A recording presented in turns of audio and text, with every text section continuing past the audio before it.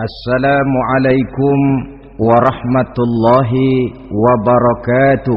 Waalaikumsalam warahmatullahi wabarakatuh.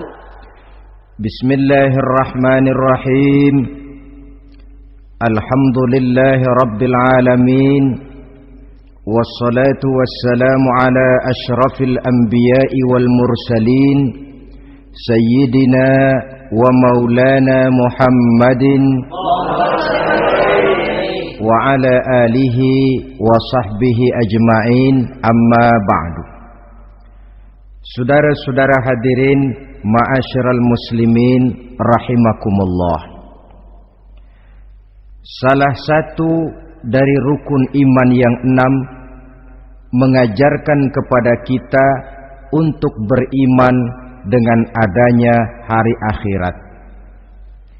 Hari yang dimulai dengan kehancuran alam ini, yang dalam istilah kerennya disebut the last day of the world, di mana air laut tumpah ke darat, planet-planet bertabrakan, gunung meletus, bumi gempa, lalu semua yang bernama hidup mati.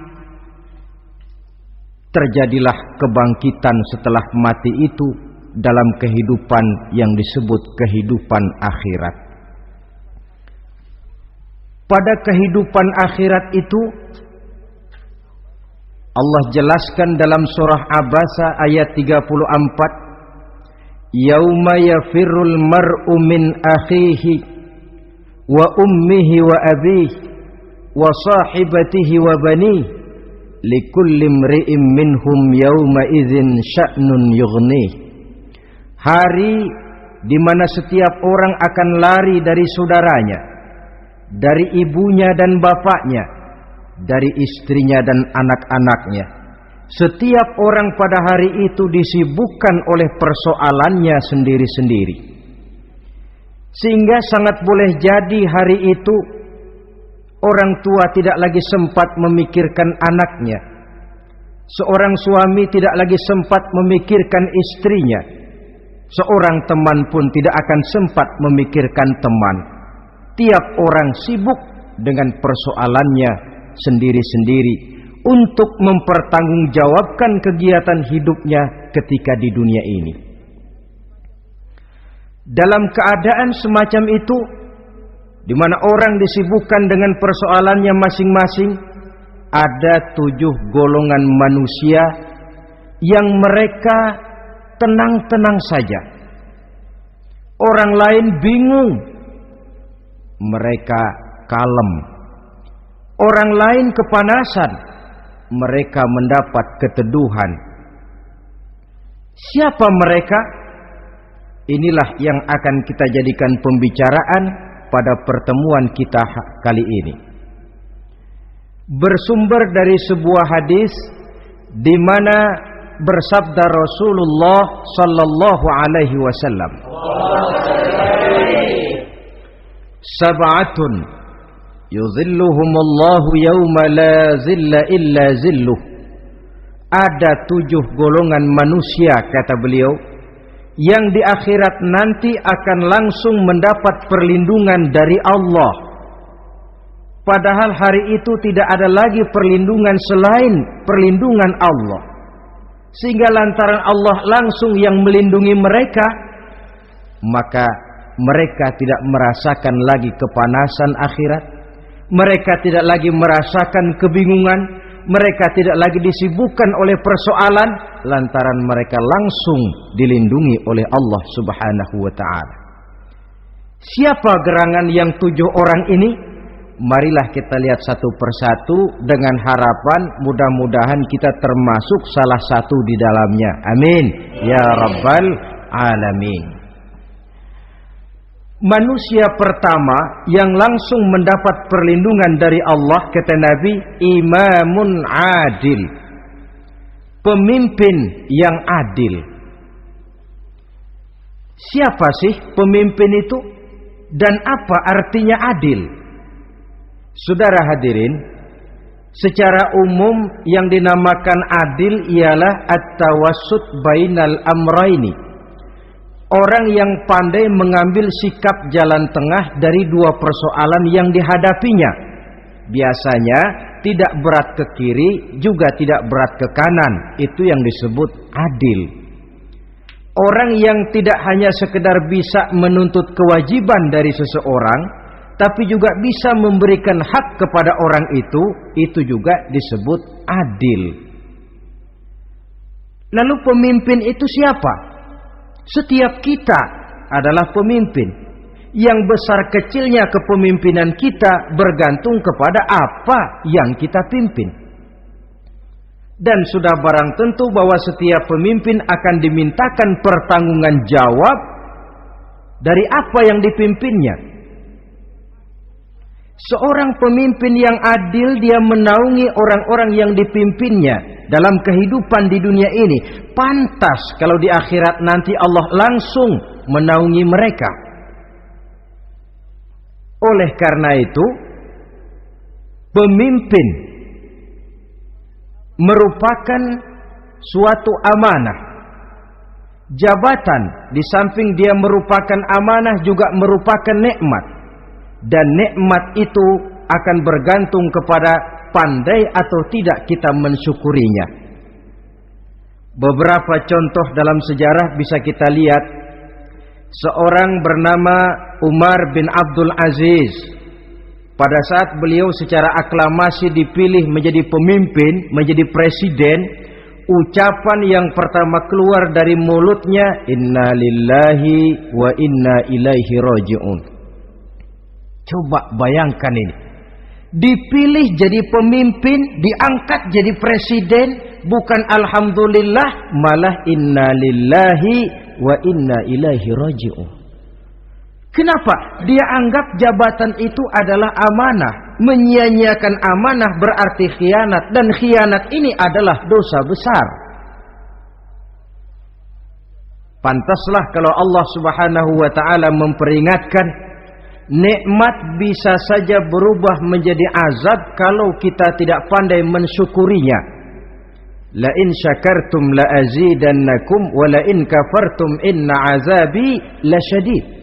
Kalau kamu pandai bersyukur, aku tambah nikmatku. Tapi kalau kamu tidak pandai bersyukur, kamu ingkar, kamu lupakan nikmat Allah, awas, azabku amat pedih, kata Allah. Jadi berdasarkan logika dari ayat ini bisa kita katakan, orang kaya. Ada orang kaya enggak di sini? Ada orang kaya enggak? Yang kaya tolong dengerin. Orang kaya itu bisa masuk surga karena hartanya. Pun orang kaya banyak yang masuk neraka juga gara-gara hartanya. Tergantung syukur apa tidak syukur. Orang alim, ada yang alim di sini? Ada. Tolong dengerin orang alim, yang ustadz, yang kiai. Orang alim bisa saja masuk surga karena ilmunya, dan orang alim pun bisa masuk neraka karena ilmunya. Pejabat, ada pejabat? Banyak. Pejabat itu bisa masuk surga karena jabatannya, pun pejabat itu bisa masuk neraka karena jabatannya, bergantung syukur apa tidak. Kalau ada orang kaya, hartanya didapat dari jalan yang halal, berusaha menurut yang disyariatkan oleh Allah, lalu hartanya itu tidak cuma untuk ditumpuk 7 turunan, namun juga berfungsi sosial. Dia bantu pembangunan masjid, dia makmurkan majelis taklim, dia santuni yatim piatu. Orang kaya macam itu dengan hartanya, insya Allah bisa sampai ke surga. Tapi kalau ada orang kaya, hartanya didapat dari segala macam cara, asal harta tercapai segala cara halal. Perlu jilat atas, perlu injak bawah, perlu sikut kiri kanan. Setelah dapat harta lalu pelitnya 17 setan. Tidak mau zakat, infak, apatah lagi sodako. Orang kaya macam itu dengan hartanya bisa masuk neraka. Na'udzubillah min. Ada orang alim, Dengan ilmunya dia bimbing umat. Dia katakan yang halal itu halal, yang haram itu haram. Dia katakan yang hak itu adalah hak, yang batil adalah batil. Dia tidak peduli apapun resikonya. Orang alim semacam itu dengan ilmunya bisa sampai ke surga. Tapi kalau ada orang alim dengan ilmunya dia malah membodoh-bodohi orang yang memang sudah bodoh. Yang halal dibilang haram, yang haram dibikin remeng-remeng. Menjadi penjilat ke sana kemari. Orang alim semacam itu bisa masuk neraka karena ilmunya. Begitu juga pejabat, pemimpin. Kalau dengan jabatannya sebagai pemimpin dia berlaku adil, menaungi rakyatnya. Orang besar salah dihukum, orang kecil salah juga dihukum. Tidak hanya pandai menuntut kewajiban, tapi juga pandai memberikan hak.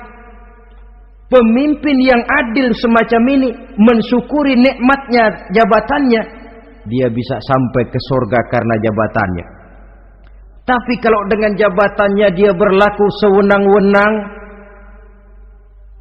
yang besar salah didiamkan, yang kecil salah segera ditegakkan hukum, hanya pandai menuntut kewajiban dari rakyatnya tapi tidak pandai memberikan hak, maka pemimpin semacam ini lantaran tidak pandai mensyukuri nikmat, bisa saja nikmat itu berubah menjadi azab. Oleh karena itu saudara-saudara, pemimpin menaungi rakyat, pantas kalau di akhirat nanti Allah langsung menaungi beliau. Siapa pemimpin? Tiap kita. Bapak pemimpin di rumah tangganya, ibu pemimpin bagi anak-anaknya, Pak Lurah memimpin di kelurahannya, Pak Camat memimpin di kecamatannya, pemuda pemimpin bagi dirinya sendiri. Akan dimintakan pertanggungan jawab. Kalian para remaja yang hadir di sini memimpin dirimu sendiri. Kau akan ditanya, tanganmu kau lebih banyak gunakan buat apa? Kakimu lebih banyak kau bawa jalan kemana? Lidahmu lebih banyak membicarakan apa? Dan hari pertanggungan jawab nanti kalian jangan berharap akan ada saksi dari luar. Saksinya anggota badan kita sendiri. Dalam surah Yasin Allah jelaskan, Al-yawma nakhtimu ala afwahihim wa tukallimuna aydihim wa tashhadu arjuluhum bima kanu yaksibun. Ada kan di surah Yasin? Ayat berapa? Pokoknya Yasin dah.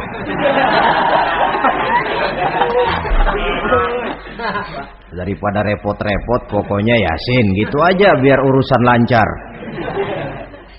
Al-yawma nakhtimu ala afwahihim. Pada hari itu kami kunci mulut mereka. Jadi tidak pandai lagi mulut ini bicara. Wa tukallimuna aydihim, tangan-tangan mereka yang akan bicara kepada kami. Wa tashhadu arjuluhum, kaki mereka akan memberikan kesaksian bima kanu yaksibun, terhadap apa saja yang telah pernah mereka lakukan dalam kehidupan di dunia ini. Hari pertanggungan jawab. Oleh karena itu kalau kita memimpin diri sendiri, berlakulah adil kepada diri sendiri. Nah, lalu masalahnya memang kita mesti adil kepada siapa saja sih? Ada 3 hal pokok yang kita harus berlaku adil. Pertama, adil kepada Allah. Yang kedua, adil kepada sesama makhluk. Dan yang ketiga, adil kepada diri sendiri. Adil kepada Allah artinya apa?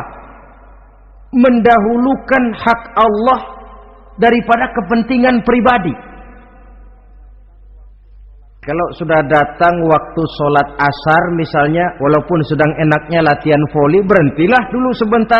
Sholat kita adil kepada Allah. Adil kenapa? Dalam contohnya dengan sholat misalnya. Sholat itu kan sehari semalam 5 waktu yang wajib. Betul apa betul? Betul. 5 waktu. Lah sholat itu, kalau sholat bagus, taruhlah 7 menit. Kalau sholatnya itu kilat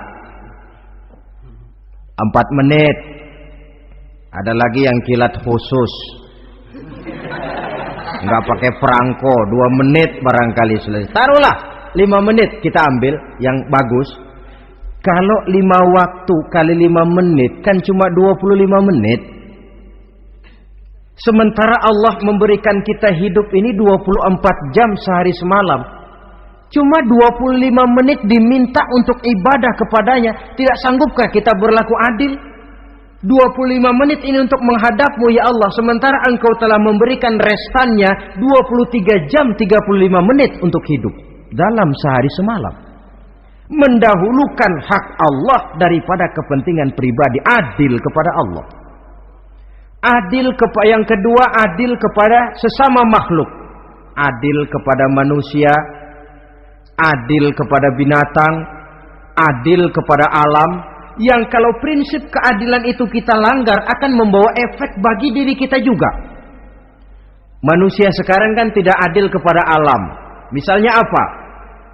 Hutan ditebangi secara liar. Gunung-gunung menjadi gundul. Akibatnya ketika turun hujan terjadi erosi, banjir melanda kemana-mana, tanah longsor terjadi. Akibatnya terkena manusia juga kalau mereka sudah tidak menjaga keseimbangan alam ini. Adil kepada orang lain, apakah itu namanya tetangga, teman, keluarga. Dan yang ketiga, adil kepada diri sendiri. Bagaimana pengertiannya? Mata ini punya hak untuk tidur. Begadang terus tiap malam, tidak adil kepada mata. Nah, ini yang ketawanya paling kencang pasti tukang begadang ini.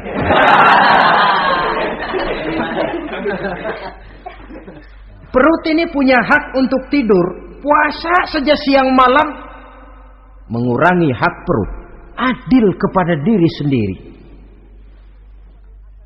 Untuk kehidupan yang akan datang di akhirat, pasti akan kita temui. Kita yakini keberadaannya. Yang oleh karena itu, kalau kebetulan kita ini adalah pemimpin, sekurang-kurangnya pemimpin bagi diri sendiri, marilah kita berusaha menjadi pemimpin yang adil. Supaya nanti di akhirat, Allah Subhanahu wa ta'ala memberikan perlindungan langsung kepada kita. Amin ya rabbal alamin. Ini yang pertama. Lalu yang kedua, orang yang akan langsung mendapat perlindungan dari Allah, syab nasha'a fi ibadatillah. Orang muda yang tekun beribadah kepada Allah. Anak muda yang rajin ibadah. Kenapa kok Nabi bilang anak muda, bukan orang tua? Apa orang tua yang rajin ibadah Allah enggak senang? Tentu Allah senang. Cuma Allah lebih senang lagi kalau ada anak muda yang rajin ibadah. Sebab apa? Kondisi psikologis. Kalau ada orang tua rajin ibadah, itu mah pantas. Emang udah waktunya. Ada orang sembayangnya rajin, masuk masjid, masuk maghrib, keluar isya, malam tahajud, tahlilnya mantap. Umurnya berapa? 70. Enggak istimewa. Itu memang sudah mestinya. Lagian kalau sudah 70 masih bandel aja, kapan mau taubat?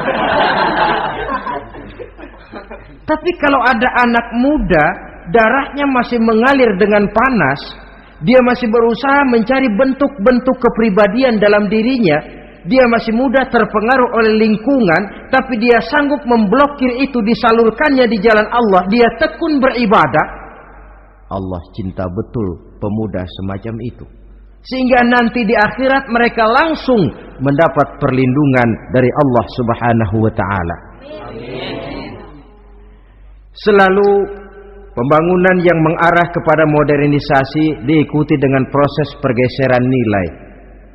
Dalam kondisi semacam ini, kehidupan remaja pemuda yang masih mencari identitas dan pembentukan kepribadiannya mudah terpengaruh oleh hal-hal yang ada di sekelilingnya.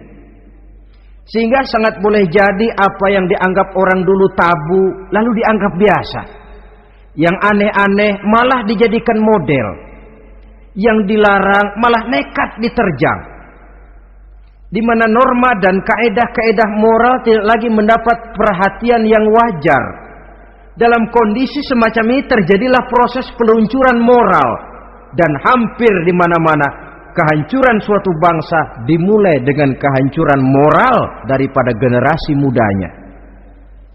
Oleh karena itu pemuda yang tekun ibadah ini sangat positif dampaknya dalam kerangka pembangunan umat.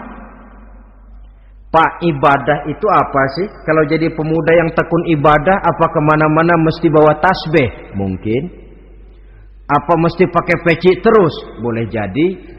Apa kemana-mana mesti pakai kain sarung? Ya tidak juga. Ibadah kan artiannya luas.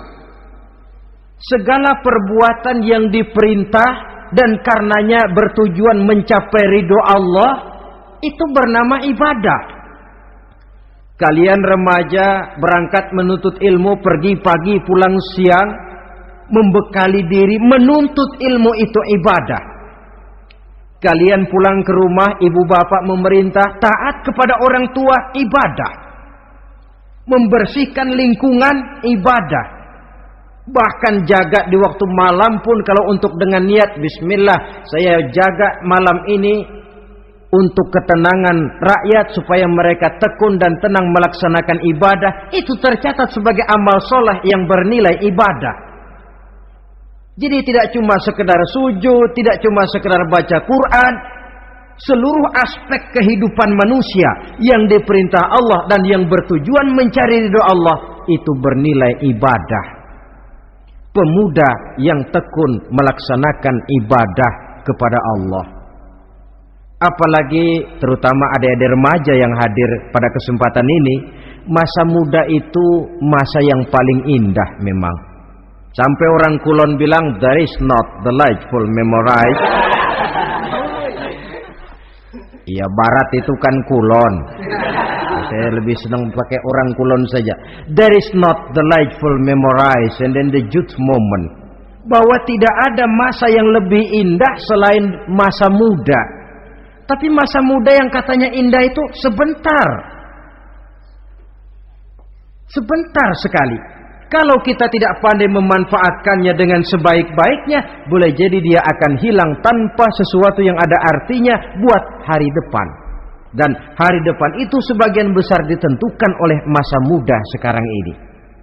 Karena itu kepada yang muda saya berpesan, pergunakanlah masa muda itu dalam ketekunan beribadah kepada Allah. Ibadah dalam artian yang seluas-luasnya. Jangan seperti pepatah orang itu. Kelapa muda katanya kupas-kupasin, kelapa tua tinggal batoknya. Selagi muda puas-puasin, udah tua tinggal bongkoknya. Iyalah, kalau dipuas-puasin dalam arti yang positif, boleh. Mumpung masih muda, puas-puasin nuntut ilmu. Mumpung masih muda, puas-puasin ibadah. Mumpung masih muda, puas-puasin berbakti kepada kedua orang tua. Puas-puasin dalam artian yang positif, tentu saja bagus. Tapi kalau puas-puasin dalam arti menghambur umur untuk sesuatu yang mubazir, bergadang di pinggir-pinggir jalan, lalu mulai berkenalan dengan morfin, narkotik, ganja, terperangkap oleh budaya-budaya modern yang menyesatkan, terpancing oleh model-model baru yang kelihatannya menarik tapi sebenarnya tidak bermanfaat, entah pada akhirnya akan mendatangkan penyesalan kepada kita saja. Coba, belakangan ini saya dengar di Jakarta akan ada satu festival yang disebut Festival Ngeceng.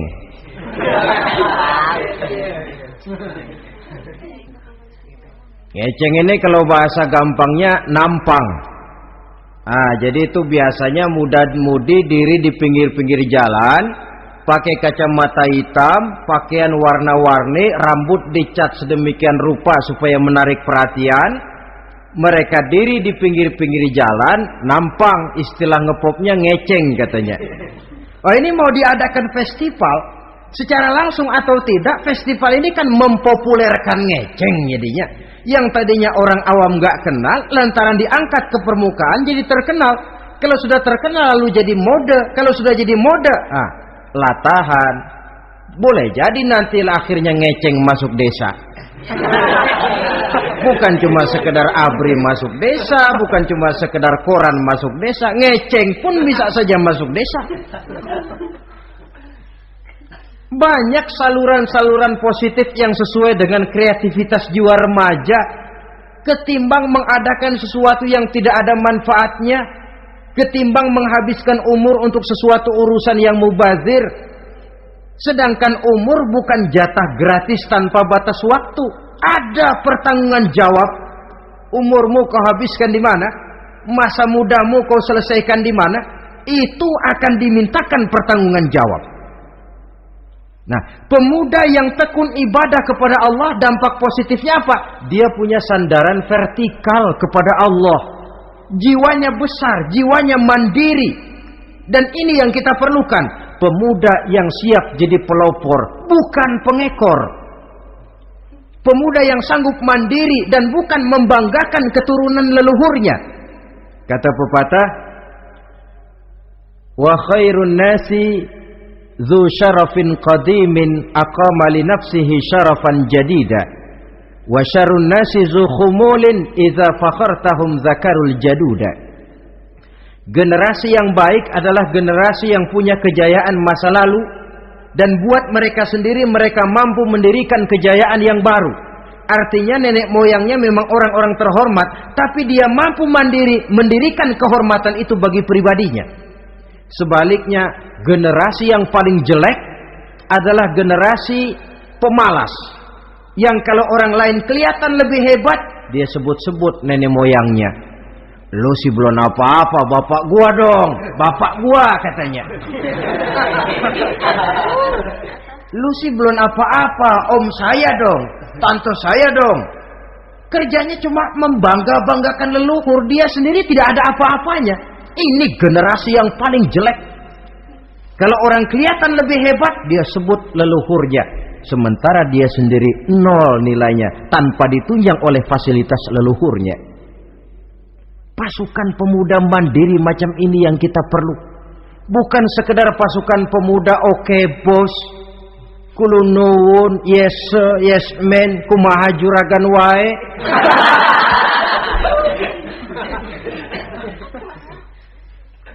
Dan terus terang kita miskin dengan pemuda yang mandiri, yang punya kepribadian, yang berani berkata ya terhadap yang benar dan berani berkata tidak terhadap yang tidak benar.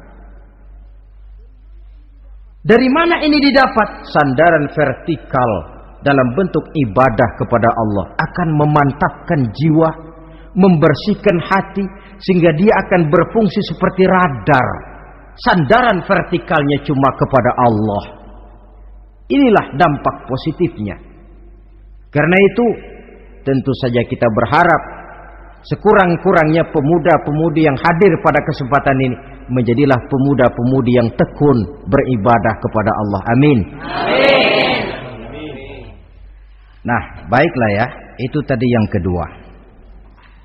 Kita lanjutkan sekarang yang ketiga. Orang yang akan langsung mendapat perlindungan dari Allah. Kata Nabi, rajulun qalbuhu mu'allakun bil masjidi. Seseorang yang hatinya selalu terpaut kepada masjid. Apa arti terpaut kepada masjid ini? Apa orang yang gak pernah keluar-keluar dari masjid? Tentu saja bukan. Apa gunanya di dalam masjid terus kalau kerjanya cuma tidur doang? Maksud terpaut kepada masjid ini, hatinya selalu berpikir bagaimana memakmurkan masjid. Jasadnya boleh saja ada di kantor, boleh saja ada di pasar, boleh ada di sawah, boleh ada di ladang, tetapi hasil daripada usahanya dia lalu berpikir bagaimana memakmurkan masjid. Sebab apa? Masjid merupakan center of activity, pusat daripada kegiatan umat. Kalau kita lihat fungsi masjid di zaman Rasul, Di masjid beliau berdakwah, di masjid beliau mengatur negara, di masjid beliau mengadakan perundingan, di masjid beliau bermusyawarah dengan para sahabat. Pusat daripada kegiatan umat. Dan memakmurkan masjid ini dasarnya tidak lain karena iman kepada Allah. Prinsipnya bagaimana kita menghidupkan masjid dan bukan mencari hidup di masjid. Kalau sudah prinsipnya dibalik, bukan menghidupkan masjid tetapi mencari hidup di masjid, saya khawatir masjid akan ambruk. Nyatanya kadang-kadang masjid kita ini fungsinya belum maksimal. Kadang-kadang ada kok masjid yang bukanya cuma seminggu sekali. Jumat pagi jam 9 masjid buka, Jumat jam 2 tutup, buka-buka lagi Jumat depan. Seminggu sekali. Kelemahan lainnya manajemen masjid, terus terang sajalah kita bicara. Kadang-kadang pengelolaannya ketua masjid bapaknya, khatib mantunya, sekretaris ponakannya, imam Bilal cucunya. Gak ada orang lainnya. Ya kalau bagus kepengurusannya tidak apalah. Tapi kadang-kadang kelemahannya ialah bagaimana menciptakan manajemen masjid yang baik sehingga masjid bisa berfungsi sebagaimana fungsinya di zaman Rasulullah sallallahu alaihi wasallam. Apalagi belakangan ini ada kecenderungan yang membuat kita optimis, gembira.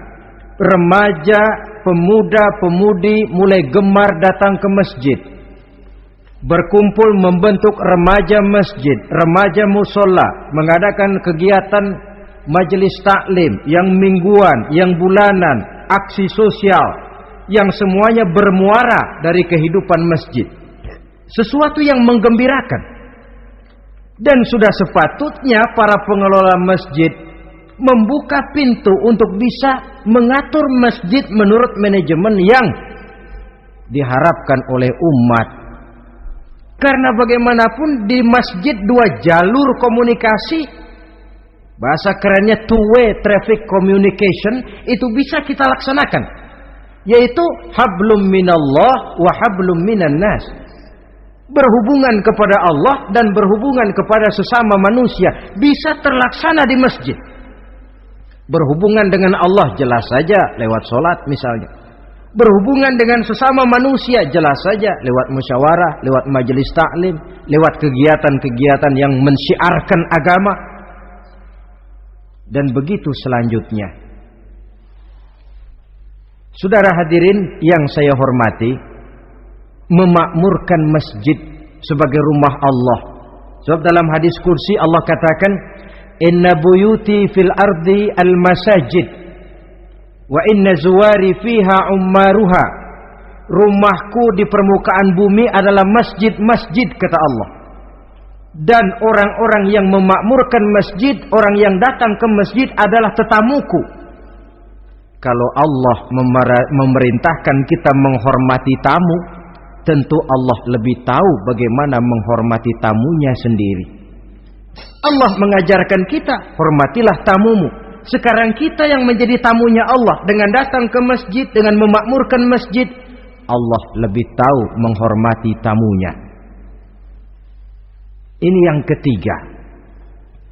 Yang keempat, hadirin, orang yang langsung mendapat perlindungan dari Allah itu rajulani tahabba fillahi ijtama'a alaihi wa tafarraqa alaihi.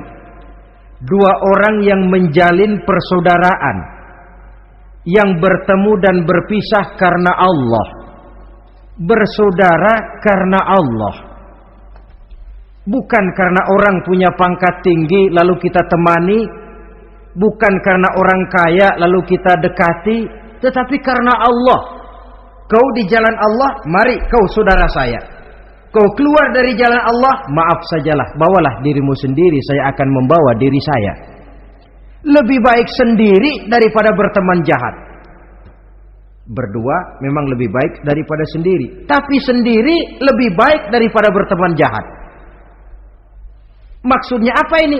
Sederhana. dalam benci, sederhana dalam cinta. Ukurannya Allah. Al-Quran mengisyaratkan, wa asa an tuhibbu syai'an wa huwa syarrul lakum, wa asa an takrahu syai'an wa huwa khairul lakum. Sangat boleh jadi, kata Allah, kamu menyenangi sesuatu padahal akibatnya tidak baik bagi kamu. Dan sangat boleh jadi kamu membenci sesuatu padahal akibatnya baik bagi kamu. Nah, mari kita lihat. Kalau orang bersaudara cuma karena temannya itu punya pangkat tinggi, saya yakin kalau temannya pensiun, persaudaraannya akan selesai sampai di situ. Kalau kita mencari teman cuma karena dia kaya, satu saat dia jatuh bangkrut, jatuh miskin, persaudaraan akan selesai sampai di situ. Tapi kalau karena Allah yang bisa memisahkan kita apabila orang sudah keluar dari jalur yang diridhoi oleh Allah Subhanahu wa taala. Oleh karena itu, kepada semua hadirin, mari menjalin persaudaraan dalam bentuk ideal yang diajarkan oleh Islam, nilai persaudaraan yang diikat oleh akidah. Kalaupun harus benci, bencilah sederhana, tidak habis-habisan ngebenci orang. Kalaupun harus cinta, cintalah sederhana. Boleh jadi yang hari ini kita benci bukan main, besok kita senangi. Mungkin yang hari ini kita cintai mati-matian, besok sudah berubah menjadi yang kita benci. Sederhana saja, tidak usah berlebih-lebihan. Kalau nilai persaudaraan yang diajarkan ini bisa kita wujudkan, persaudaraan yang diikat dengan nilai akidah, maka dari persaudaraan semacam itu insya Allah kita bisa berbuat banyak untuk kepentingan diri, keluarga, masyarakat kita pada umumnya. Ini kelompok yang keempat. Orang kelima yang nanti langsung mendapat perlindungan Allah, rajulun da'athum ra'atun zatu mansibin wa jamalin ila nafsiha faqala inni akhafullaha rabbal alamin. Seorang laki-laki, kata Nabi, yang dipanggil oleh perempuan cantik. Laki-laki normal dipanggil oleh perempuan cantik. Untuk apa? Diajak melakukan perbuatan yang negatif. Tidak ada orang yang tahu. Tempatnya sepi. Apa yang terjadi? Orang ini berkata, inni akhafullaha rabbal alamin. Maaf saja, saya takut kepada Allah. Orang yang bermoral nanti di akhirat langsung dilindungi oleh Allah. Tidak mudah jatuh oleh bujuk rayu. Tidak mudah terpesona oleh wajah-wajah yang menggiurkan.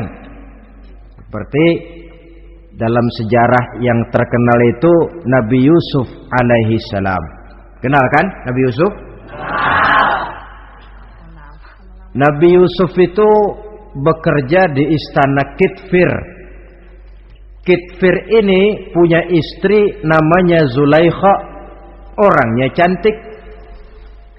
Diam-diam Zulaikha ini rupanya naksir sama Yusuf. Satu hari suaminya tidak ada di rumah, pintu dikunci-kunciin. Setelah pintu semua terkunci, dia panggil Nabi Yusuf, "Hai Talak, Yusuf, sini." Kata Yusuf, "Mau ngapain?" "Pokoknya sini." "Iya, mau ngapain?" "Iya, kayak orang-orang, ngapain sih?"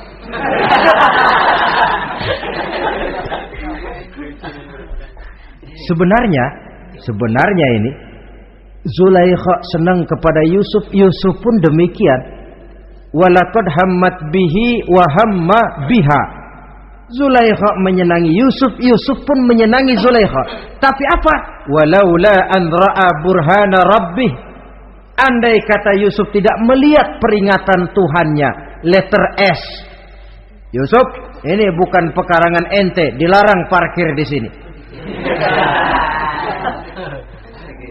Sehingga walaupun tidak ada yang tahu, tidak ada yang melihat, Nabi Yusuf selamat dari bujuk rayu Zulaikha. Mempertahankan nilai-nilai moral di tengah kemajuan zaman memang merupakan pekerjaan yang tidak ringan. Merupakan pekerjaan yang sangat berat.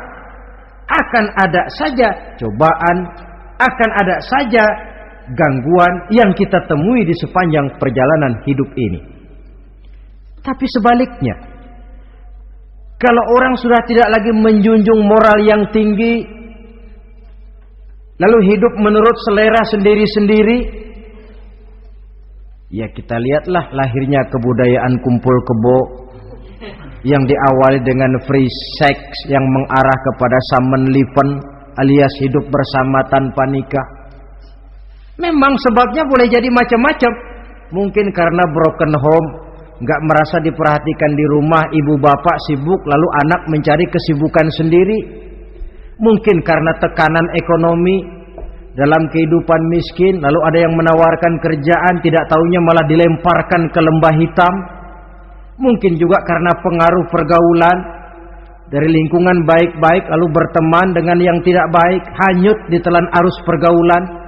Mungkin juga pengaruh kebudayaan yang dia tonton, buku yang dia baca, film yang dia lihat, ikut mewarnai dan membentuk kepribadiannya. Tapi apapun alasannya, satu hal yang jelas, semuanya berangkat dari rapuhnya pegangan orang kepada nilai-nilai agama. Sebab sumber nilai moral yang tertinggi tidak lain agama adanya. Intinya apa? Intinya tidak lain orang yang beragama itu meyakini bahwa kemanapun dia pergi, dimanapun dia berada, Allah selalu melihat yang dia lakukan. An ta'budallaha ka'annaka tarahu fa illam takun tarahu fa innahu yaraka. Begitu yang kita pelajari dalam ihsan. Engkau beribadah kepada Allah seolah-olah kau lihat Allah. Kalaupun Allah tidak kau lihat, yakinlah Allah melihatmu. Jadi kalau saya sendiri, yang kedua itu Allah. Dibujuk rayu oleh cewek cakep, ayo dah bang, gak ada orang, kita cuma berdua. Dia bilang enggak, kita enggak berdua, bertiga. Berdua bang, bertiga. Yang ketiga siapa? Lu, gue, Allah, tiga.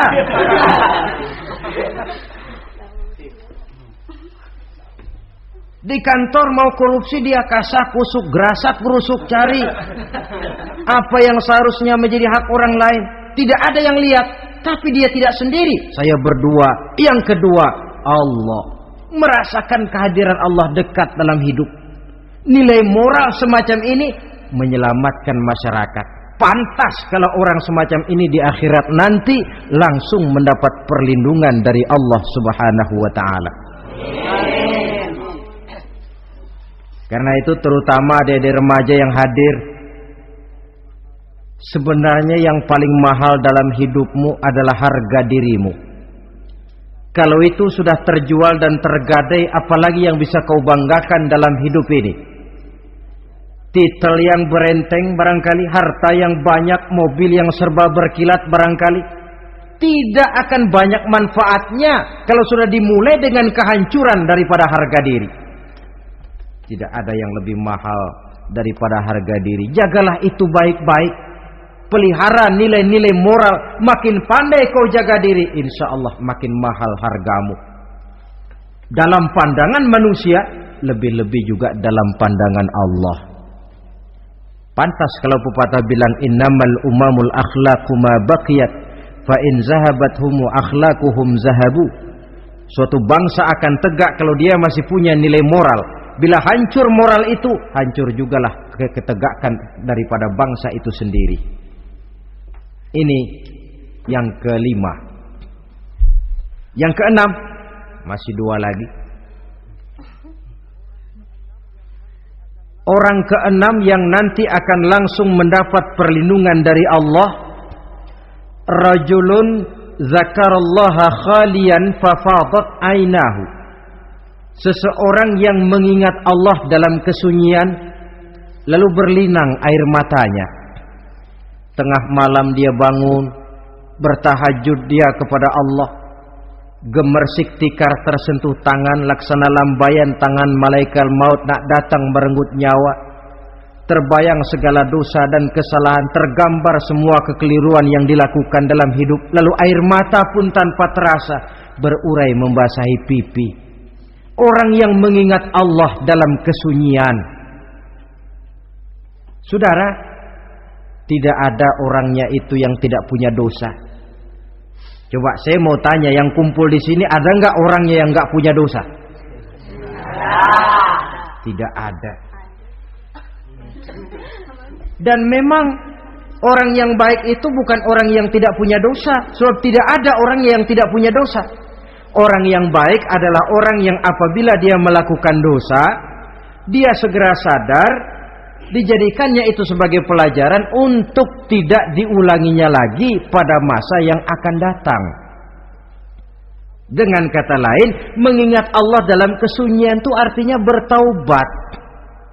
Ini kan anak muda sekarang nih, kalau diajak bicara taubat, taubat mah urusan 70 ke atas, Pak. Kita ini masih lama. Padahal masalah taubat bukan masalah tua. Masalah taubat adalah masalah dosa, dan masalah dosa adalah masalah manusia sejak dia akil balik sampai dengan kehidupannya yang sekarang. Sengaja atau tidak, besar atau kecil, ringan atau berat, tiap kita mesti mempunyai yang namanya dosa. Allah Maha penerima taubat sepanjang nafas belum sampai di kerongkongan. Jikalau nafas sudah sampai di tenggorokan, baru kita mau melaksanakan yang namanya taubat. Kasihlah itu.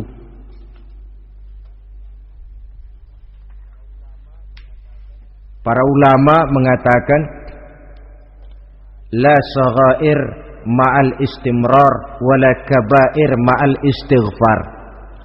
Tidak ada dosa kecil kalau ditumpuk terus, dan tidak ada dosa besar kalau diikuti dengan istighfar, permohonan ampun kepada Allah. Jadi jangan menganggap ini dosa kecil, ini dosa kecil, ditumpuk-tumpuk lah jadi gede juga. Tidak ada dosa yang kecil kalau dikerjakan terus-menerus, dan tidak ada dosa yang besar kalau diiringi dengan istighfar. Dalam kehidupan ini, apabila dosa sudah bertumpuk, maksiat merajalela, munkarat menjadi jadi, Allah tidak akan segan-segan menurunkan azab. Azabnya itu bisa dalam bentuk bencana alam, banjir namanya, kebakaran merajalela namanya, gempa bumi namanya, bendungan pecah namanya, reaktor atom bocor namanya. Namanya boleh jadi macam-macam.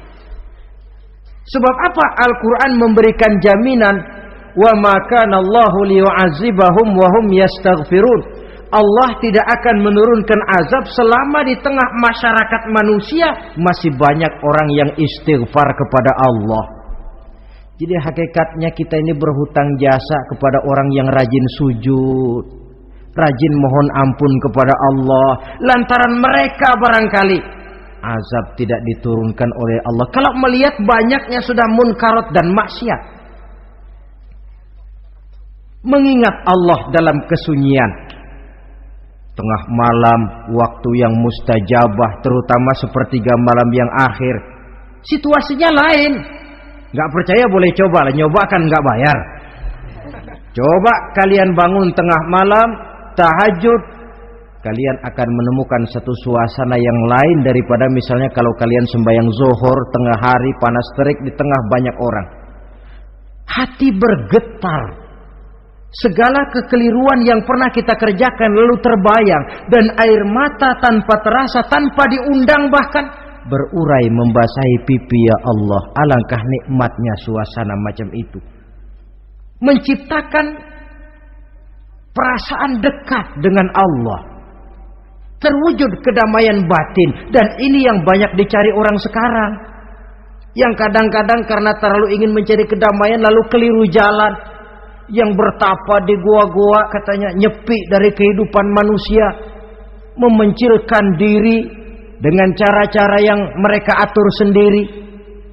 Tidak macam itu. Quran punya resep. Ala inna bi dzikrillahi tatmainnul qulub. Ketahuilah, dengan banyak mengingat Allah, hati menjadi tenang, jiwa menjadi lapang, pikiran menjadi damai.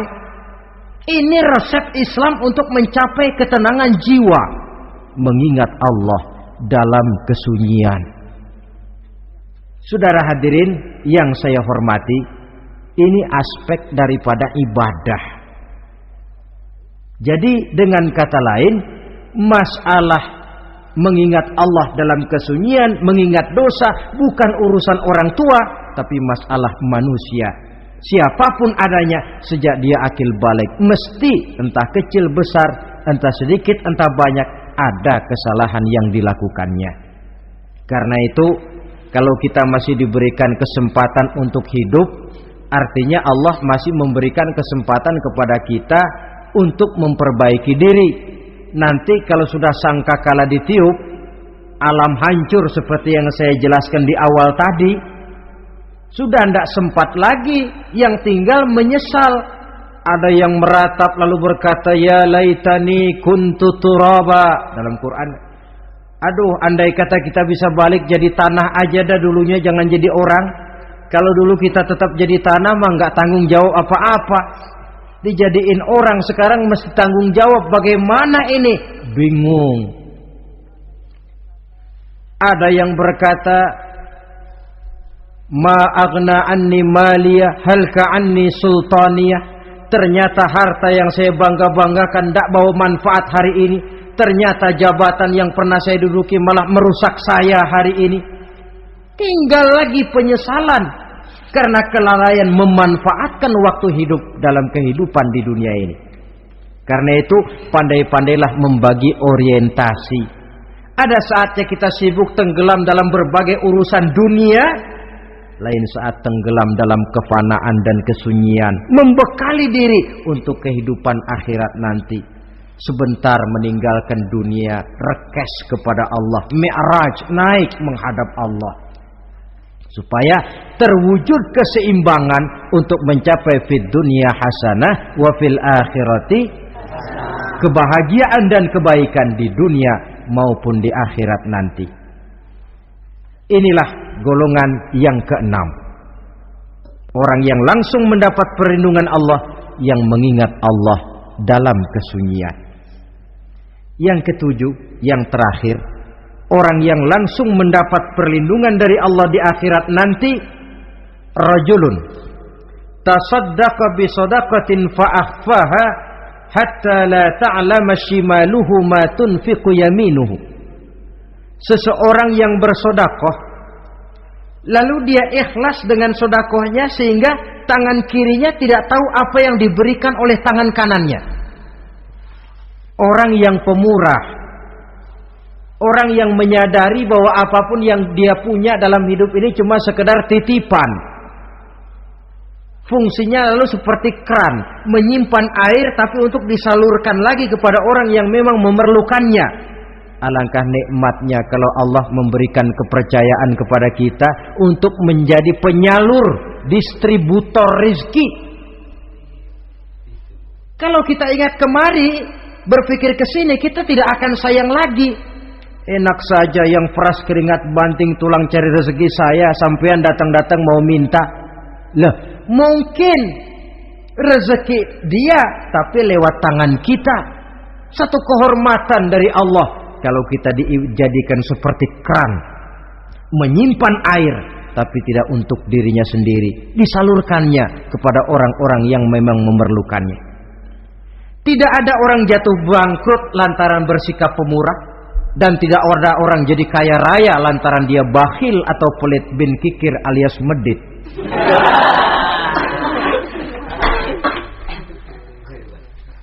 Dalam kitab Riyadhus Shalihin kita baca, tiap pagi ke alam ini turun 2 malaikat. Cuma kita nggak tahu. Dua-duanya berdoa, yang sebelah kanan berdoa, yang sebelah kiri berdoa. Kata yang sebelah kanan doanya tiap pagi ini. Kata yang malaikat yang satu dia berdoa, Allahumma a'ti munfiqan khalafa. Ya Allah, kepada orang-orang yang suka infak, kepada orang-orang yang suka memberi, kepada orang-orang yang pemurah, gantilah mereka dengan yang lebih baik dari apa yang telah mereka berikan. Lalu malaikat yang satu berdoa, Allahumma a'ti mumsikan talafa. Ya Allah, kepada orang-orang yang mumsik, bakhil, kikir, berilah mereka kerusakan dan kebinasaan di dalam harta mereka. Maka lihat sajalah, orang kaya tapi pelit, ada saja jalan yang kira-kira duitnya bakalan jadi keluar. dan nggak ada pahalanya. Apa kena musibah lalu berobat sekian juta, apa kemalingan, apa ditipu orang, ada saja cara duitnya keluar yang nggak ada pahalanya. Inilah prinsipnya. Allah mencintai orang pemurah. Dalam hadis kursi, uhibbu ahlas sakha wa hubbi lil faqiri syakhi asyad.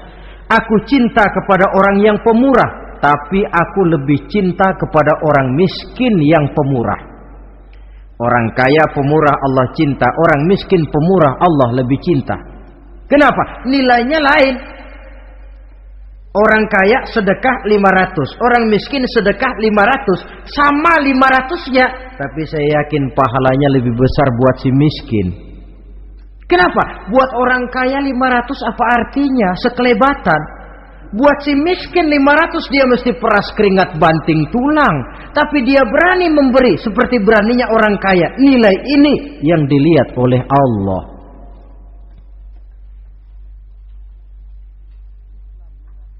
Islam mengakui hak milik pribadi, tapi harus berfungsi sosial. Di dalam harta yang kita miliki itu ada haknya masjid, ada haknya yatim, ada haknya madrasah. Dan Allah Subhanahu wa ta'ala bisa, saya katakan di awal tadi, merubah nikmat menjadi azab kalau kita tidak pandai mensyukurinya. Bersyukur kalau diberikan harta artinya mempergunakan harta itu sesuai dengan kehendak yang memberinya. Allah memberikan harta kepada kita. Apa yang Allah kehendaki? Supaya harta itu berfungsi sosial.